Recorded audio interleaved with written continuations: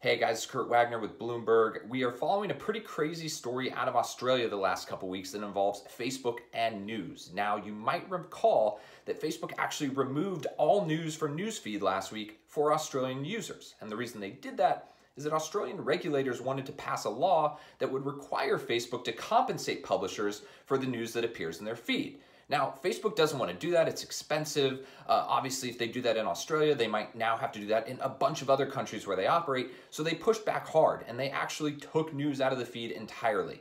That was a big problem, right? Millions of people get their news from Facebook in Australia, and so that was not a sustainable long-term fix. Now, the two sides have been talking, and they actually came to a bit of a resolution. Now, Facebook is going to put news back up in the feed, and in the meantime, they're going to create some type of paid relationships with publishers in Australia. Now, not necessarily all publishers, but definitely some of the big ones. The Australian government, meanwhile, is going to wait and see what types of deals Facebook comes up with, and then they'll decide whether or not that's sufficient to them and if they need Facebook to create more of those kinds of paid relationships. So in the meantime, news is back. Facebook is going to be talking to publishers and coming up with at least some deals, but you can imagine that the rest of the world is watching very closely to what happens in Australia, because whatever happens there is really going to set a precedent for Facebook and publishers in other countries all around the world.